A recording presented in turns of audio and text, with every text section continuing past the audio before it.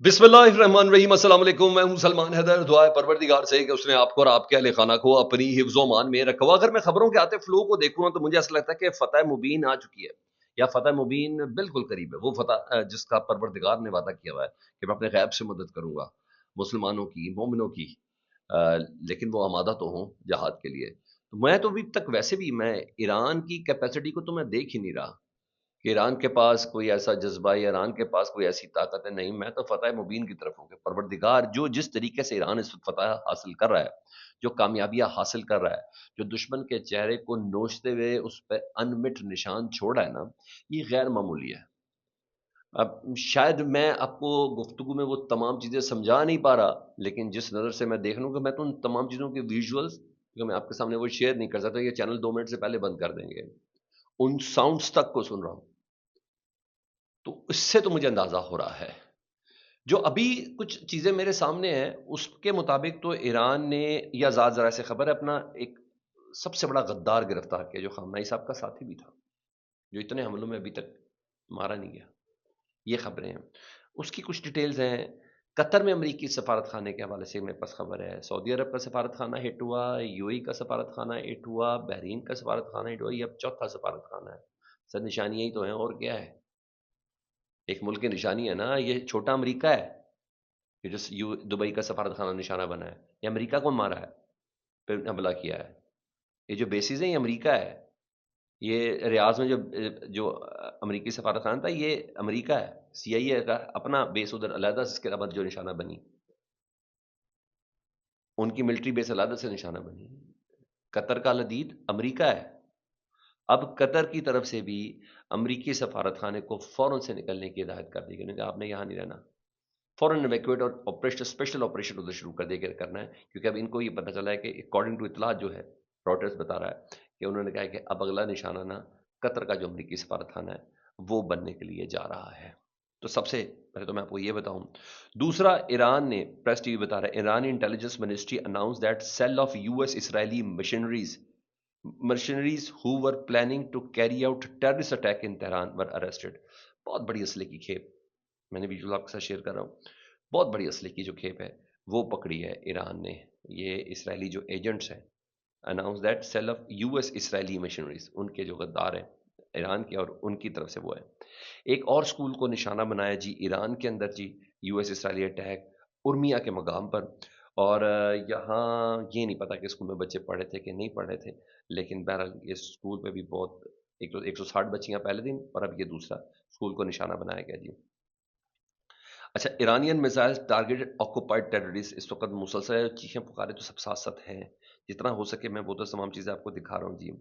Iran का कहना है कि इसने इसराइल और अमरीकी ठिकानों को सुबह से ना अब तक 17वीं लहर में 40 से ज़्यादा मिसाइल आज सुबह से दागे हैं, और जिसमें से बेशतर अपने अपने निशाने पर लगे हैं। इससे पहले अगली तफसील बता दूं, इस गद्दार से मुतालिक आप जानना चाह रहे होंगे। इसका नाम है इस्माइल कानी, जनरल इस्माइल कानी।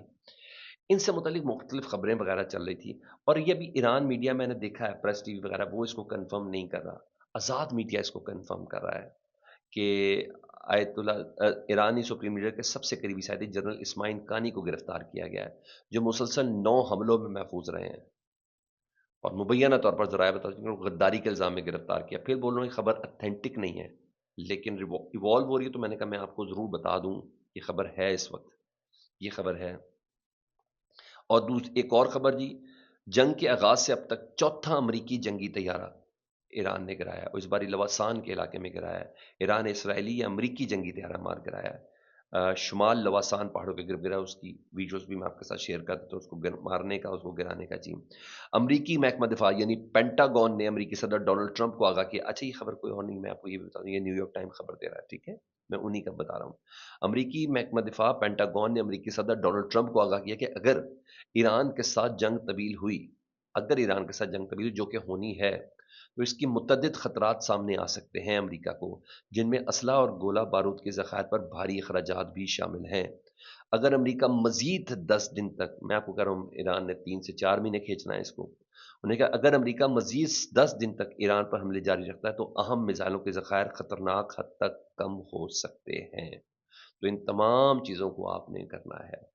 और मैं आपको ये भी बता दूं, اسماعیل جنرل اسماعیل قانی کی گرفتاری کو اگر یہ صحیح سمجھا جائے تو اگر اس کا میں کنیکٹ کروں تو خامنہ ای صاحب کا نماز جنازہ تھا، اور پرسوں ان کو تدفین کا عمل تھا مشہد میں امام علی رضا کے احاطے کے اندر. تو خامنہ ای صاحب کے جنازے کا آج ملتوی کر دیا گیا ہے دوبارہ سے، ایرانی میڈیا ہی بتا رہا ہے، کیونکہ اسرائیلی وزیر دفاع نے کہا ہم نے خامنہ کے جانشین کو بھی نشانہ بنانا ہے، تو ذرا تھوڑا احتیاط کر رہا ہے. ادھر حزب اللہ نے اپنی ساری کسر، اس نے تو اپنی ریجیں اتارنی ہے نا. اس نے اسرائیلی فوج کے ہیڈ کوارٹر پر میزائل داغے ہیں، ادھر سنا بڑا نقصان ہے کیونکہ اسرائیلی فوج بھی لبنان کے اختیار کے اندر داخل ہوئی ہے. وہ بھی لبنان کے اختیار کہ ہم حزب اللہ سے دو بدو کر لیں گے. حزب اللہ تو ویسے ہی ریڈی بیٹھی ہے، اور یہ تو کبھی نماز پڑھتے ہوئے جوتے نہیں اتارتے ہیں، یہ ہر وقت اتنا تیار رہتے ہیں. میں ملا ہوں ان سے، ان کے کچھ لوگوں سے ملا ہوں، یہ تو نماز بھی پڑھتے ہوئے جوتے نہیں اتارتے ہیں. اور رہی بات نماز کی، تو ان کی نماز شب بھی قضا نہیں ہوتی. میں ایک وسیع آپریشن کو کور کر رہا تھا، اس دوران میں نے دیکھا اور ملاقات ہوئی، تو جب کچھ گفتگو ہوئی تو تب مجھے یہ پتا چلا. ایرانی میزائلوں سے قطر میں تباہ ہونے والا امریکہ کا سب سے مہنگا ریڈار، میں 7 ریڈار بتایا تھا، اب اس کی فوٹیج بھی آ گئی ہے. سب سے مہنگا ریڈار جس کی مالیت لگ بھگ $1.5 ارب کے قریب ہے بتائی جا رہی ہے. یقیناً یہ امریکہ کے لیے سب سے زبردست اور سب سے بڑا جھٹکا ہے. قطر کا $1.5 ارب سیدھا میزائل تک کیا ہوا، اس کی فوٹیج بھی آ گئی جی. اچھا، اس کے علاوہ جی ایک میزائل نا ترکی کی طرف گیا ہے ایران کا، جس کو ترکی کا نان نیٹو ملک ہے لیکن نیٹو کا اتحادی بھی ہے. Turkish defence ministry claim that Iran launch ballistic missile towards U S assets. U S امریکہ کی ایک بیس بھی ادھر نا in Turkey. Turkey claim NATO air defence in the eastern Mediterranean intercepted them. ایک میزائل ادھر آیا لیکن اس کو انٹرسپٹ کر لیا گیا ہے. تو ایران اس ٹائم فل ٹائم لیتھل ہوا ہے. جہاں جہاں امریکی یا امریکی اڈے نظر آئیں گے ایران نے اس کو نشانہ بنانا ہی بنانا ہے. اچھا جی، وہ ویڈیو بھی آ گئی ہے، وہ بھی آپ کے ساتھ کہتا ہوں. Eyewitness video shows suspected Iranian drone attack on a military base in Bahrain. Iran has been targeting U S forces in the Gulf region. اچھا، یہ ویڈیو بھی ساتھ ہی ہے. کیا گرا ہے سر. اور لوگوں کا خوش مزے کی بات بتاؤں، ان تمام علاقوں میں عرب کنٹریز میں جہاں امریکی ڈپلائمنٹس کو نشانہ بنا ہے وہاں کی عوام خوش بڑی ہے. اس کا مطلب ہے عوام ایران کے ساتھ ہے، اور عوام ایران کی مظلومیت کے ساتھ ہے. عوام ایران کی ایز اے مسلم حمایت میں ہے.